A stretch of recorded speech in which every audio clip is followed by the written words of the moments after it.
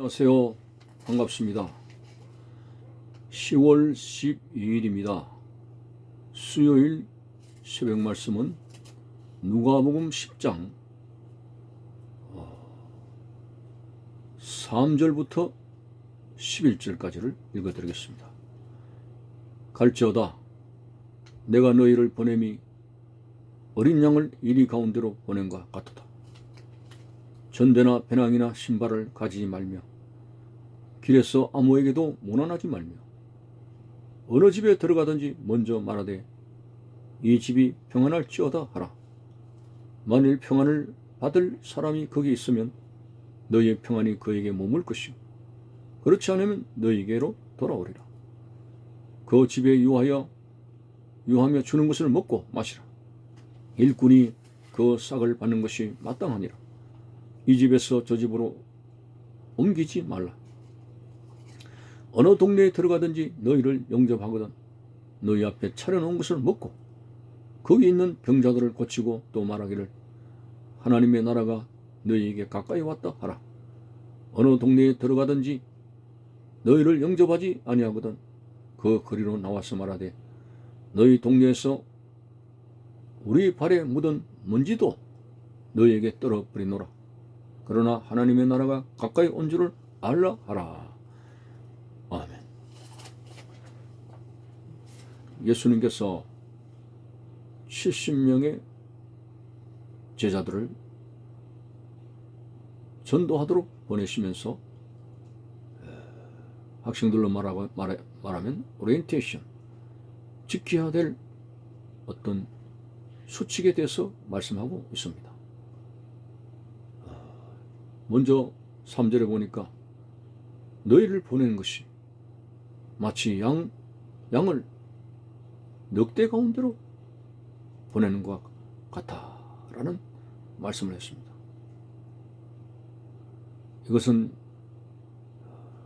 바로 어둠의 권세를 가진 사탄의 세력에게 70인을 양으로 비유해서 사탄은 늑대로 비유해서 주님께서 하신 말씀입니다. 양과 늑대가 게임이 되겠습니까? 양은 저항 능력이 없습니다. 단번에 1대1 밥이 될 수밖에 없습니다. 자, 그러면서 예수님께서는 그 치열한 사탄 마귀가 우글거리는 늑대가 우글거리는 그 속에 유약한 양떼 같은 70인의 제자를 보내시는 것입니다. 그런데 주님은 그들에게 지켜야 될 사항이 4절부터 나옵니다. 전대나 배낭이나 신발을 가지지 말며 길에서 아무에게도 운운하지 말며. 자, 이것은 너희가 복음 전파로 다닌 것은 즐기고 쾌락을 위해서 여행하는 거 아니다. 그래서 배낭도 준비하지 말고 인간적인 어떤 생계적인 어떤 것에 매달리지 말아라고 하는 뜻으로 말씀했습니다. 사탄 마귀 늑대와의 전쟁이기 때문에 주님께서는 그들에게 배낭을 준비해라, 이불을 준비해라, 생활 어떤 수단에 대해서 그들에게 무장시키지 않았습니다. 예수님께서는 분명히 양으로 비유한 연약한 제자들이지만 사탄의 늑대를 이길 수 있는 그런 신령한 권능을 주셨습니다. 예수 이름으로 귀신을 쫓고 병자를 고치는 그 큰 능력을 주셨기 때문에 결코 그들은 늑대 같은 이리에게 패하는 자들이 아닙니다.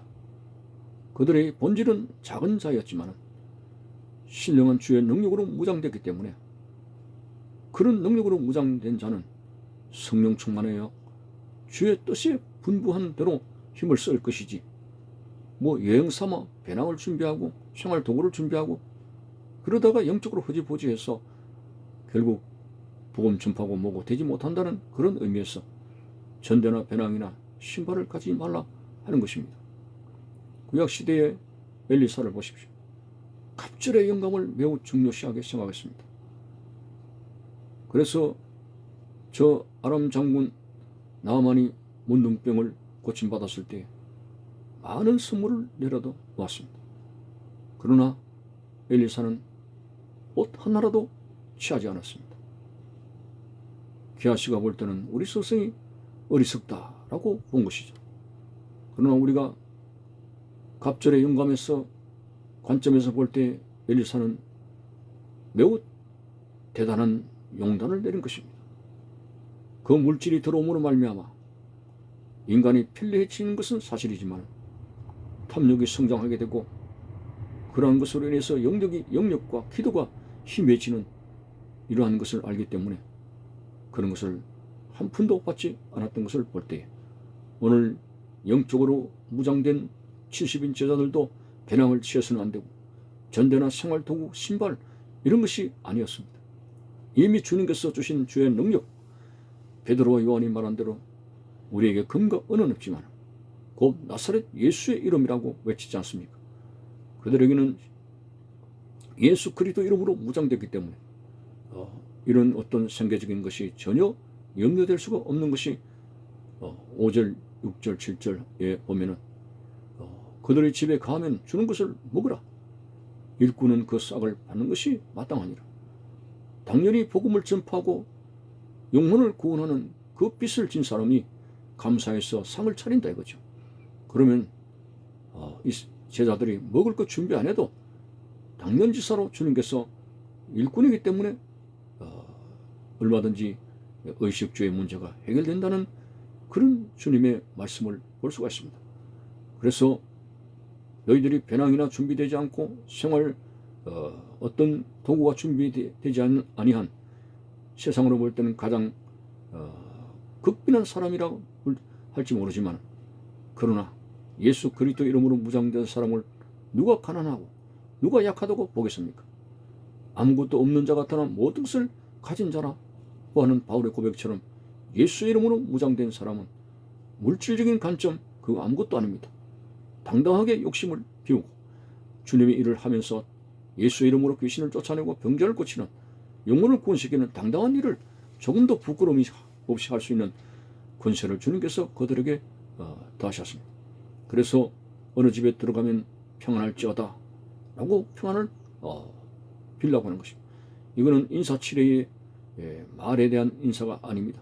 예수 그리스도의 이름으로 평안을 빌 때 그 가정이 성령의 역사로 평안이 임하게 되는 것입니다. 이 얼마나 귀한 권세입니까? 근데 믿음으로 받지 않을 때 그 평안은 반사적으로 너희들에게 되돌아올 것이다 라는 말씀을 하게 되었습니다. 참으로 예수 그리스도 이름으로 무장된 저들 어떤 사람들보다도 결코 뒤지지 않는 떳떳하고 긍지 있는 사람입니다. 어느 동네에 들어가든지 너희를 영접하거든 너희 앞에서 차려놓은 것을 먹고 거기 있는 병자를 고치고 하나님의 나라가 너희에게 가까이 왔다 라고 당당하게 복음을 전파하라고 말씀하십니다. 바울 같은 경우는 배가 파손되어서 이제 그 멜리데 섬에 이제 도착을 했습니다. 그때 얕은 병자를 고치고 풍성한 대접을 받지 않았습니까? 결코 복음으로 일하는 사람, 주의 뜻에 일하는 먼저 그 나라와 의를 구하는 사람이 의식주에 힘들어하고 고통스러운 그런 어떤 덫에 걸리는 거 아닙니다. 주님께서 그 모든 것에 책임을 져주시고 복음을 전파할 수 있도록 모든 것을 마련해 주시는 섭리를 볼 수가 있습니다.